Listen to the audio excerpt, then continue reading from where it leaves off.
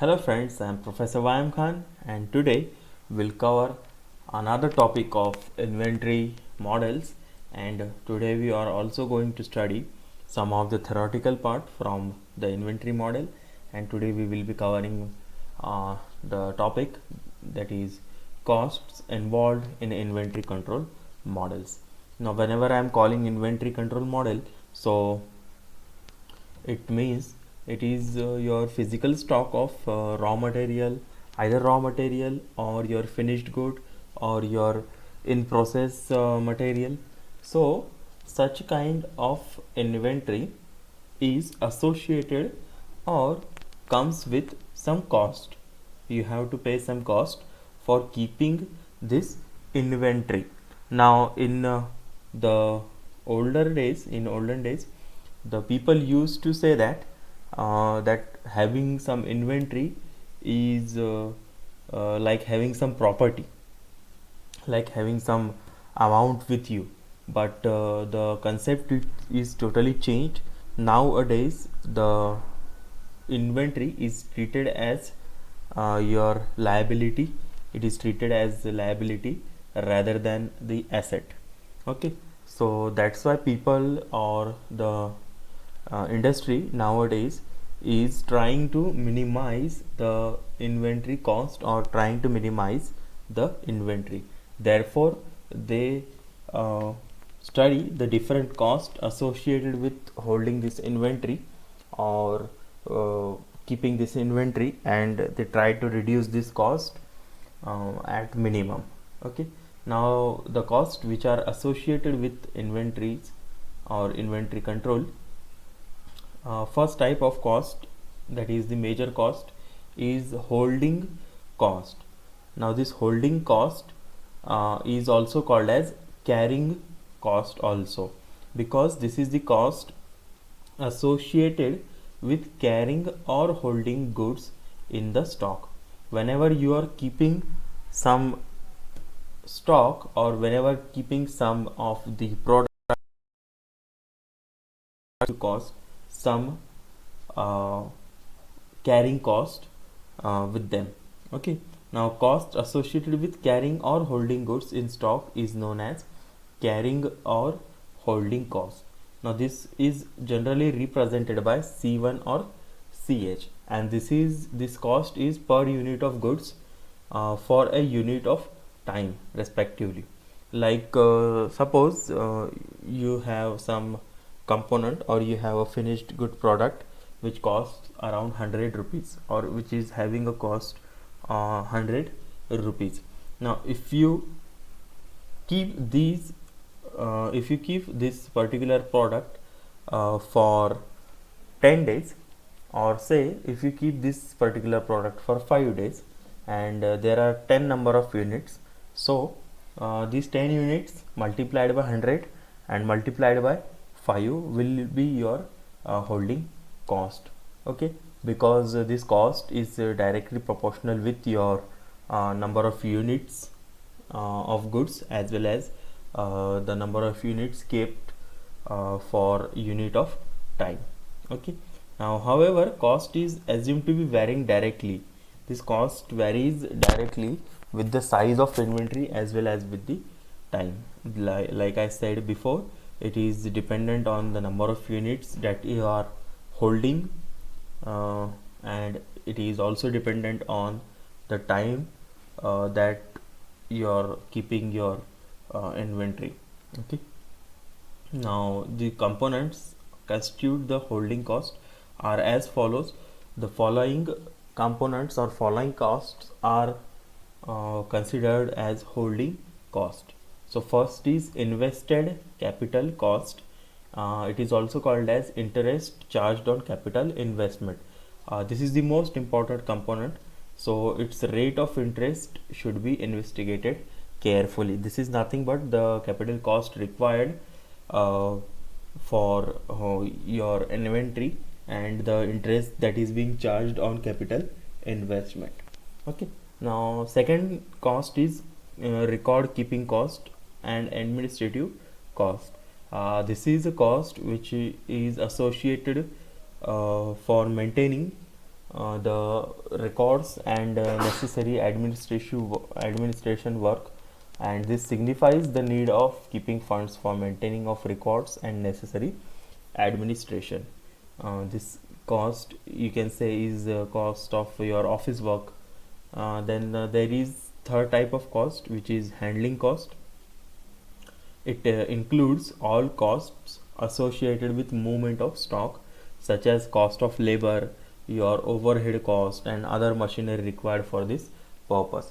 So for moving the product from your production line to the warehouse, from warehouse to some other place, and from some other place to some other place, so the cost associated with this particular movement or this particular handling, and the machinery required or the labor required for it costs this particular movement. Okay, now this is called as handling cost. And now next one is your storage cost. So storage cost, this involves the rent of storage space or depreciation in interest even if own space is used. Now storage, whenever you are storing something, so you need some space for storage. So either you buy the particular place or you rent it. So the rent associated with this particular space is called as storage cost, or the interest you are paying for owning this particular place or this space is called as storage cost. Now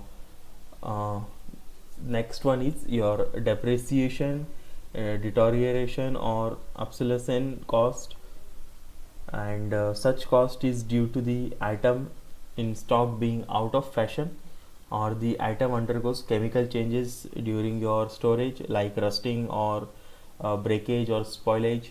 So this is the cost, the value of your product goes on decreasing.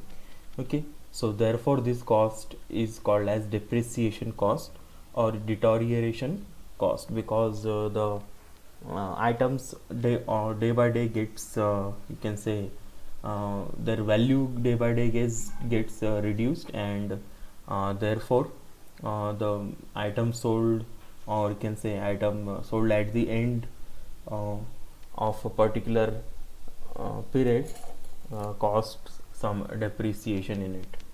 So insurance cost, this is the amount of money paid in the form of insurance premium, is known as insurance cost. This is simply the cost required for your insurance, for insuring your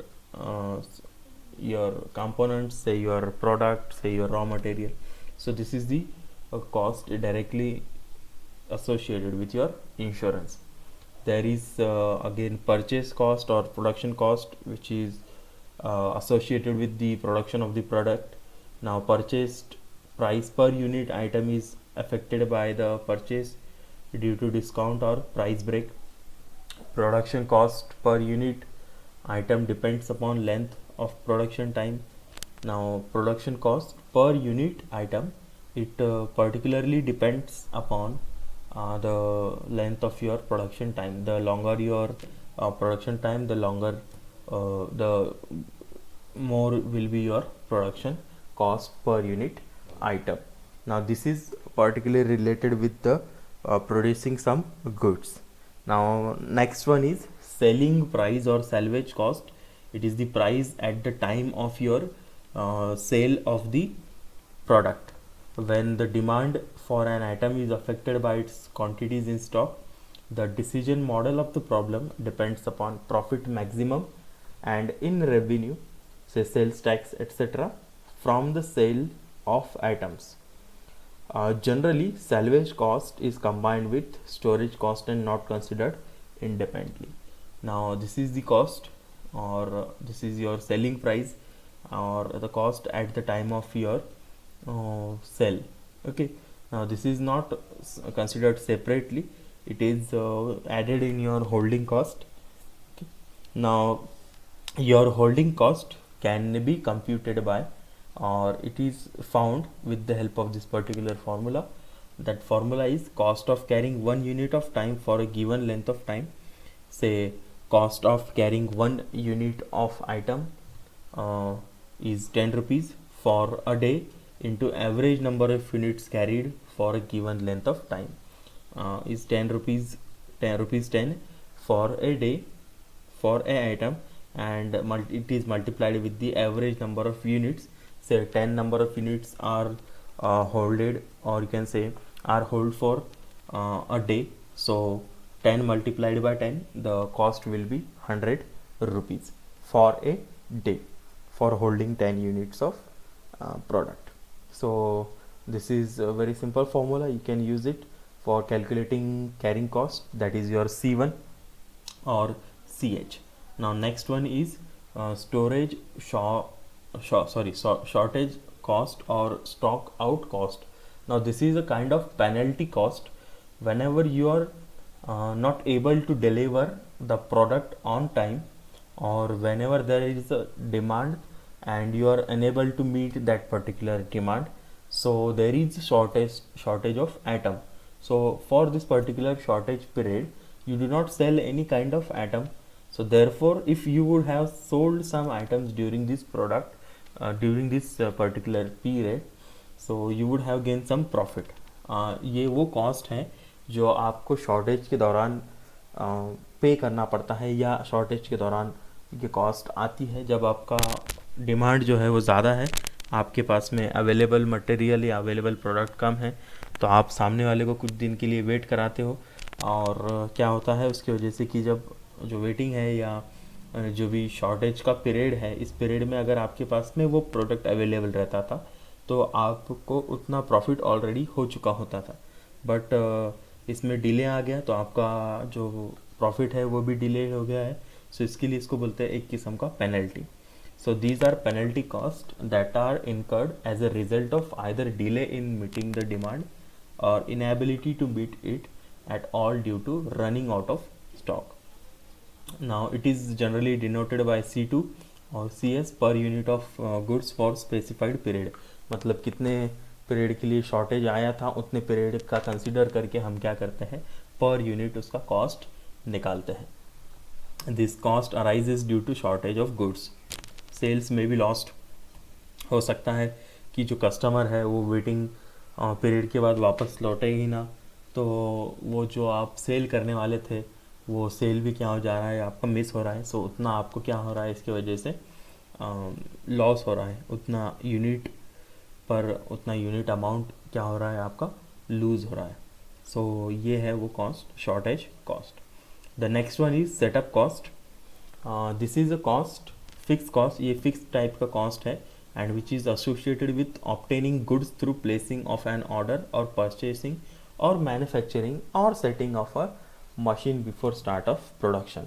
मतलब जब आप production शुरू करते हैं तो आप कुछ cost इसमें लगाते हैं, मशीनरीज़ को कुछ परचेस करने को, कुछ ऑर्डर्स प्लेस करने को, कुछ आप ऑर्डर प्लेस करते हैं, जैसे कुछ मटेरियल का होगा, कुछ मशीनरीज़ का होगा। So this is a cost related with this particular fix you can say assets, जब आप कुछ एसेट्स में लगाते हैं। So they include cost of purchase, मतलब आप कुछ परचेस कर रहे हो तो आपका कुछ रिक्वायरमेंट है, तो कुछ क्वालिटी कंट्रोल से रिलेटेड है, तो so these are known as order cost और replenishment cost. It is generally denoted by C3। So ये हमने 3 टाइप के कॉस्ट देखे, C1, C2, C3। C1 is holding cost, जो कि एसोसिएटेड है मटेरियल होल्ड करने से। Second is shortage cost, C2, जो कि एसोसिएटेड है अगर आप आउट ऑफ स्टॉक हो जाते हैं तो। Setup cost, it is associated with your setup, आपकी जो मशीनरीज़ है, जो रॉ मटेरियल लगने वाला है, इससे रिलेटेड है। सो C1, C2, C3 ये कॉस्ट हमने देखे। अभी हम नेक्स्ट वीडियो में जो भी हमारे न्यूमेरिकल्स है वो कैसे सॉल्व करना है वो स्टडी करेंगे। सो तब तक के लिए please stay at home, stay safe, stay healthy and keep learning. Thank you.